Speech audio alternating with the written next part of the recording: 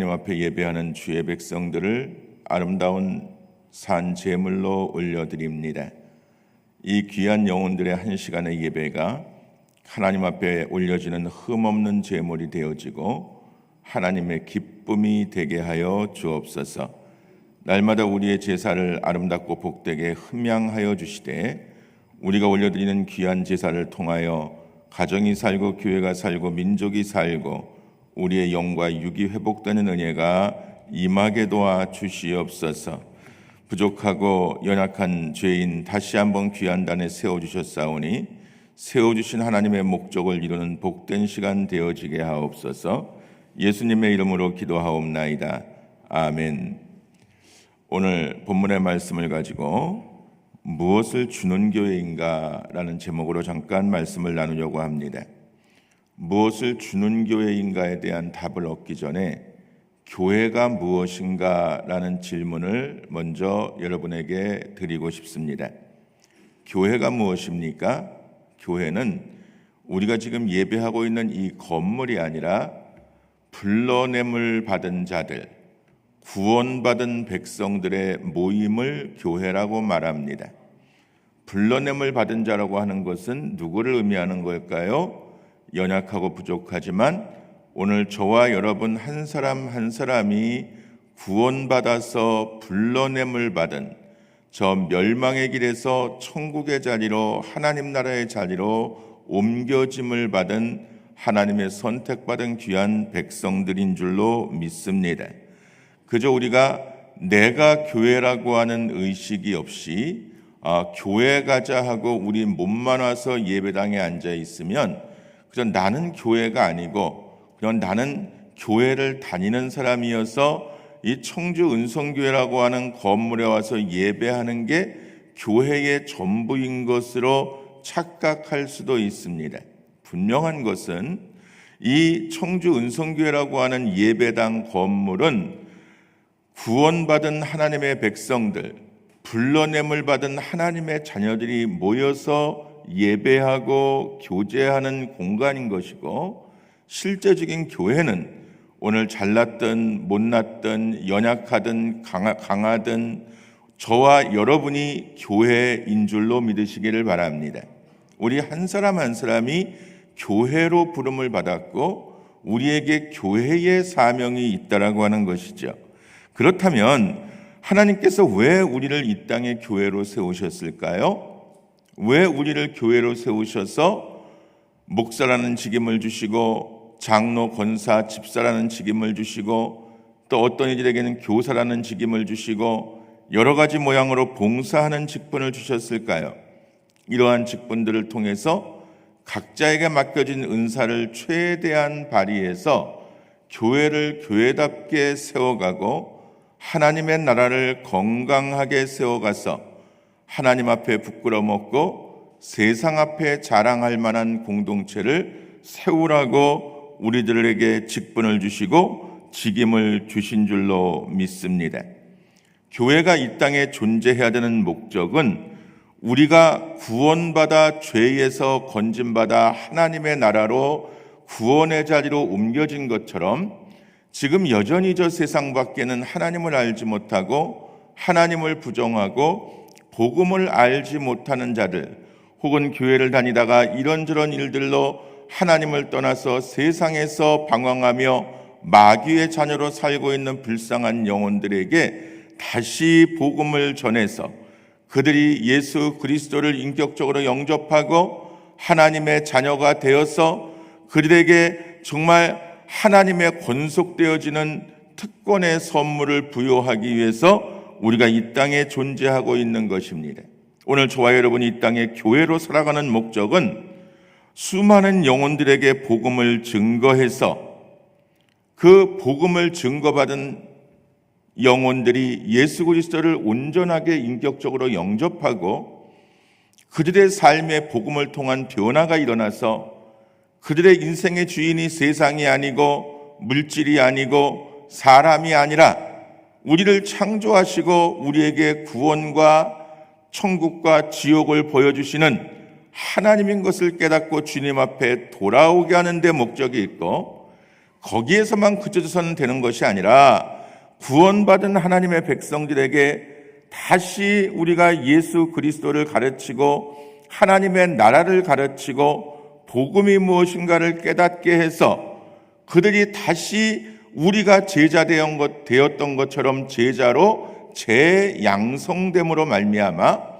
그들이 이웃과 세계에 복음을 전하고 하나님의 나라를 전파하게 하는데 목적이 있는 것입니다.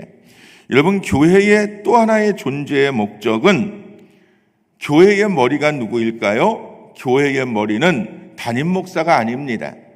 여러분, 정말 착각하면 안 되는 것이 교회를 다니면서 교회는 모든 것을 담임 목사가 알아서 하는 거야. 담임 목사의 영권과 담임 목사의 능력과 담임 목사의 행정권과 담임 목사의 지도력에 우리는 무조건 순종만 하고 예배만 드리고 따라만 가면 되는 거야. 그렇지 않습니다. 목사에게는 목사의 직임이 있고 장로에게는 장로의 직임이 있고 집사와 재직들에게는 재직의 직임이 있고 교사에게는 교사의 직임이 있는 것입니다. 우리가 목양을 한다라고 하는 것은 강단에서 말씀을 선포하는 것만, 목회하는 것만 목양이라고 말하지 않습니다. 구원해야 될 영혼들에게 복음을 전하고 그 영혼들을 목회자와 같은 마음으로 목자의 심정으로 성도들이 섬길 수 있으면 여러분들도 목양하고 있는 것입니다. 구역장으로서, 지역장으로서, 교사로서, 또 성가대원으로서 우리 각자 위치에서 지체들을 돕고 섬기며 우리가 복음을 증거해야 될 자들을 삶을 다해 헌신하는 모습이 목양인 것입니다. 교회의 존재 목적은 그리스도의 소원을 들어드리는 것입니다. 여러분, 청개구리의 예화를 잘 알고 계시지요? 평생 엄마가 시키는 것을 반대로만 하던 청개구리가 엄마가 죽게 되었습니다. 엄마의 생각에 저 아들 녀석이 내가 이제 죽어서 나를 산에다가 묻어달라고 하면 분명히 냇가에다 묻어주겠지, 거꾸로. 그래서 바꿔가지고 유언을 하지요. 아들아, 이 애미가 죽거든 저 물가에다가, 개울가에다가 나를 꼭 묻어주기 바란다. 엄마가 죽었습니다.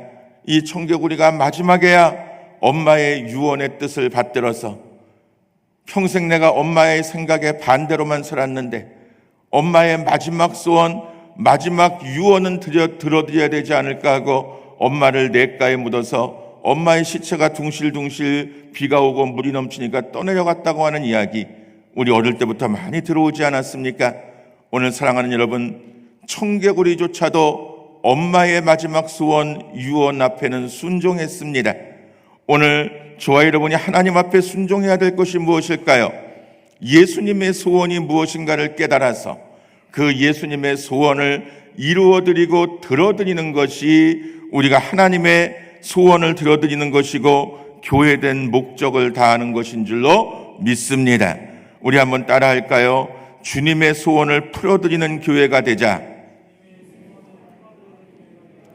정말 저와 여러분이 시련 가운데 있지만, 고난 가운데 있지만, 어떤 모습으로든 세상의 빛과 소금이 되어 예수 그리스도의 소원을 이루어드리는, 주님의 소원을 풀어드리는 살아있는 교회가 되어지기를 주님의 이름으로 축원을 드립니다.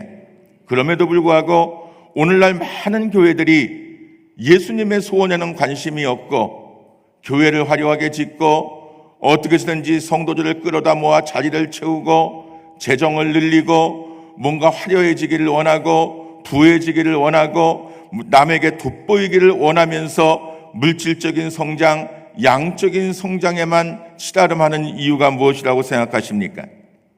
교회의 머리 대신 예수님의 소원에는 관심이 없고 목회자의 야망, 성도들의 욕심, 그저 하고 싶은 어떤 열심으로 주님과 상관없는 일들에 매진하기 때문이 아닐까 싶습니다. 스티븐 호킹 박사라고 하는 분을 여러분 알고 계십니까? 이분은 세계적인 물리학자입니다. 제가 사진을 좀 부탁드렸는데요. 이제 사진에 보시면 여러분 너무나 잘 알고 있는 분일 겁니다. 이미 오래전에 고인이 되었지만 스티븐 호킹 박사는 세계적인 물리학 박사로서 저분에게는 어떠한 닉네임이 붙냐 하면 온 우주가 스티븐 호킹 박사의 머리 안에 들어있다 할 정도로 머리가 비상한 분입니다. 세계가 인정하는 과학자였습니다. 저분의 머릿속에는 온 우주가 담겨 있다고 평가할 만한 명석한 두뇌를 가진 분입니다. 그런데 애석하게도 인도 여행을 마치고 돌아와서 근육이 수축되는 그러한 루게릭병을 앓게 되면서 온몸이 굳어지고 틀어지기 시작합니다. 몸의 기능이 하나도 자기의 마음대로 움직여지지를 않습니다. 평생을 휠체어에 앉아서 눈을 깜빡이며 컴퓨터로 자판을 쳐야 됐고, 인터뷰를 하거나 강의를 할 때는 침을 질질 흘리면서 되지도 않는 발음으로 옆에 통역사를 붙여놓고 강의를 해야 될 정도였습니다. 오늘 저분의 이야기를 왜 드리느냐 하면, 저 스티븐 호킹 박사의 머리는 세계 누구도 따라갈 수 없는 명석하고, 그야말로 저 별명대로 온 우주가 저분의 머릿속에 들어있다 할 정도로 대단한 능력의 소유자였습니다. 교회의 머리 대신 우리 예수님은 저 스티븐스 호킹 박사의 머릿속에 있는 우주 정도가 아니라 태초부터 지금까지 이 온 우주와 세상의 창조자 되시고 주인 되시고 주권자 되시고 우리의 왕이 되시는 분이신 줄로 믿습니다. 그분의 머리 안에는 모든 것들이 다 들어있고, 그분은 지금 그분의 팔이 되고 다리가 되고 눈이 되고 코가 되고 귀의 역할을 해야 될 우리들에게 계속적으로 무엇인가를 명령하고 계시고 지시하고 계십니다. 오늘 스티븐스 호킹 박사의 머리 안에 우주가 들어있다고 했습니다. 얼마나 명석한 두뇌로 많은 것들을 자기의 몸에 지시했을까요? 팔아 이렇게 좀 움직여줘라. 내 입아 이렇게 좀 움직여줘라. 내 눈아 귀야 이렇게 좀 움직여줘라. 그렇게 명령을 하고 있음에도 불구하고 저 명석한 두뇌, 저 머리를 가진 스티븐 호킹스 박사의 몸은 순종하지 못했습니다. 움직여주지 못했습니다. 주인의 뜻을 따라가지 못했습니다. 왜일까요? 몸이 병들었기 때문입니다. 오늘 우리는 그리스도의 몸입니다. 할렐루야. 오늘 저와 여러분 그리스도의 몸입니다. 지금도 머리 되신 예수님께서 많은 것들을 우리에게 명령하고 계시고 말씀하고 계시고 하달하고 계십니다. 팔아 움직여라 하면 팔로릇을 해야 될 것이고, 발아 걸어라 하면 발로 걸어야 될 것이고, 입으로 말하라 하면 입술을 벌려 말할 수 있는 능력을 소유하고 있어야 되는데, 오늘날 교회된 우리들은 병든 몸이 되었습니다. 불구자가 되어져 가고 있습니다. 루게릭 환자병같이 몸이 굳어져 가고 있습니다. 그러나 머리 대신 예수님은 굳어지지 않고 더 명석해지시고 더 능력이 강해지시고 더 모든 것들을 소유하시며 우리를 지배하기를 원하십니다. 오늘 사랑하는 여러분, 머리 대신 주님께서 저와 여러분의 주인이십니다. 저와 여러분의 왕이십니다. 그분이 말씀하시는 대로, 그분이 시키시는 대로, 그분이 이루어 가시고자 하는 대로 순종할 수 있고 움직일 수 있는 지체가 될 수 있도록 여러분 깨어서 일어나 빛을 발하는 은혜가 있게 되어지기를 축원합니다. 오늘날 교회가 왜 세상의 조롱거리가 된다고 생각하십니까? 스티븐 호킹 박사의 머리에 비해서 몸이 움직여주지 않듯이 머리 대신 주님의 뜻대로 교회가 움직여주지 않기 때문입니다. 오늘 교회가 해야 될 일이 무엇이라고 생각하십니까? 교회는 무엇을 주는 교회가 되어줘야 된다고 생각하십니까? 오늘 본문 15절의 말씀에 보니까 즐거워하는 자들로 함께 즐거워하고 우는 자들과 함께 울라고 말씀합니다. 세상에는 고통받는 성도들이 너무나 많습니다. 아직까지 복음을 알지 못하고 죽어가는 영혼들이 너무나 많습니다. 교회의 역할은 그들에게 달려가서 그들의 눈물을 닦아주고 그들의 어깨에 손을 올려주고 그들을 위로해주고 소망을 주며 그들을 구원의 길로 인도하는 것입니다. 이것이야말로 예수님께서 이 땅에 오셔서 행하신 가장 중요하고 큰 핵심 사역이었습니다. 예수님은 즐거워하는 자들과 함께 즐거워하셨습니다. 가나의 혼인잔치집에 들어가셔서 바닥난 포도주를 채워주시며 잔치집의 분위기를 북돋아 주셨고, 함께 먹고 마시고 즐기면서 그들과 함께 그 잔치자리에서 함께 즐기시고 함께 기뻐하셨습니다. 또한 세리장 삭개오의 집에 초청도 흔쾌히 응하셔서 그의 집에도 가셨습니다. 오늘 이러한 모습을 보면서 예수님의 적대자들은 말합니다. 누가복음 7장 34절에 보니까 이렇게 말씀하고 있어요. 한번 읽어보실까요? 인자는 와서 먹고 마시매 너희 말이 보라 먹기를 탐하고 포도주를 즐기는 사람이요 세리와 죄인의 친구로다 하니, 예수님께서 바리새인들에게 서기관들에게 주시는 말씀입니다. 나는 이 땅에 와서 먹고 마시고 즐기고 있다. 가나 혼인잔치집에 들어가서 맹물로 포도주로 만들어 주었고 그 포도주를 같이 마시기도 하고 떡을 먹고 음식을 먹고 교제하며 그 잔치집의 사람들과 함께 먹고 즐기고 그들과 기쁨을 나누었다. 나는 모든 것들을 이 세상의 연약한 자들과 즐기러 온 사람이다. 그런데 예수님이 생각하시는 거룩은 이렇게 가난한 자들, 슬퍼하는 자들, 외로워하는 자들, 연약한 자들, 주님의 손길을 필요로 하는 자들에게 오셔서 함께 먹고 마시고 즐기고 잔치하며 그들과 함께 모든 것들을 함께 하는 것이 거룩이라고 생각하시는 반면, 서기관과 바리새인들이 생각하는 거룩은 아무것도 하지 않는 게 거룩이었습니다. 율법을 지켜야 됐고 계명을 지켜야 됐고, 계명을 지키고 율법을 완성하기 위해서 아무것도 하지 않고 모든 것들을 제재하는 게 거룩이라고 생각했습니다. 오늘 사랑하는 성도 여러분, 교회는 움직여야 합니다.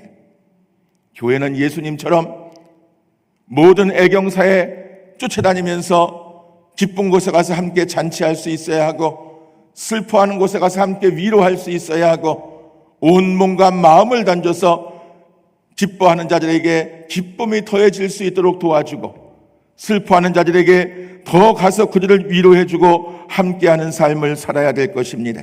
예수님은 잔치집에만 가신 게 아니라 슬퍼하는 자들과도 함께 하십니다. 오빠를 잃고 비통에 빠져있는 마르다와 마리아의 눈물 앞에서 함께 그들을 껴안고 울어주셨습니다.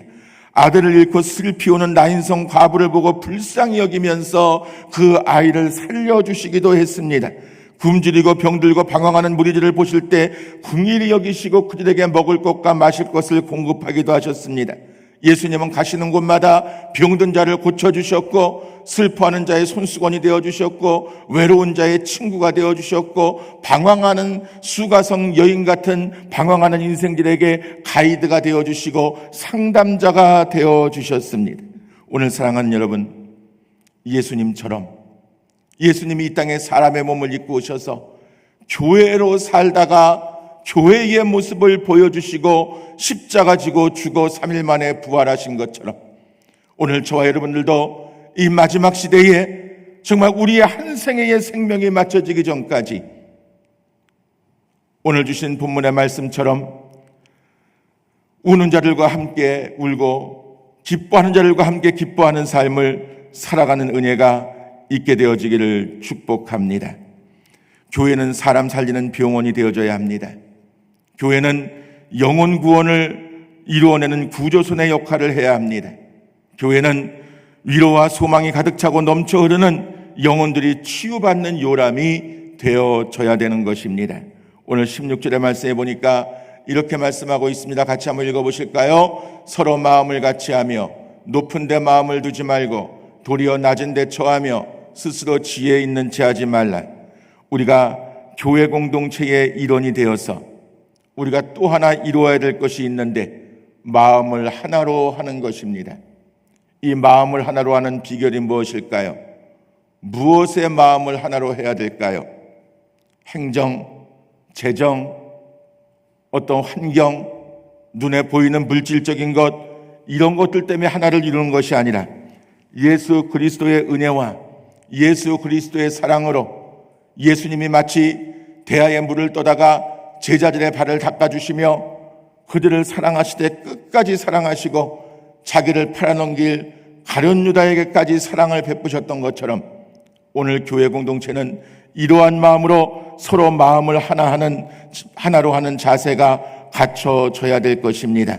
이 어려운 시기에 교회와 이웃과 세상을 향해 무엇인가를 끊임없이 주어야 하는 사명이 있는 것이 교회입니다. 오늘 저와 여러분은 나누어 주어야 하고 베풀어 주어야 하고 내 옆에 나보다 힘들어하는 사람, 위로받기를 원하는 사람, 소망을 품고 살아가는 사람들에게 찾아가서 예수 그리스도만이 소망이고 빛이고 꿈이고 비전인 것을 가르쳐주는 삶을 살아야 되는 것입니다. 사랑하는 성도 여러분, 오늘 주신 말씀 속에 여러분에게 주시는 핵심적인 메시지가 무엇입니까? 교회가 해야 되는 일이 무엇인가? 내가 교회로 살아가면서 지금 내가 가고 있는 길이, 내가 생각하고 있는 것이, 내가 고집하고 있는 것이, 내가 알고 있는 것이 과연 다 진리인가? 우리가 깊이 생각하면서 과연 예수님이 교회를 향하신 소원은 무엇일까? 오늘 예수님은 나를 통해서 이 은성교회라고 하는 공동체 안에 어떤 역할을 감당하기 원하실까? 질문하고 답을 얻는 복된 은혜가 있기를 주님의 이름으로 축원을 드립니다. 기도하겠습니다. 고맙고 감사하신 하나님,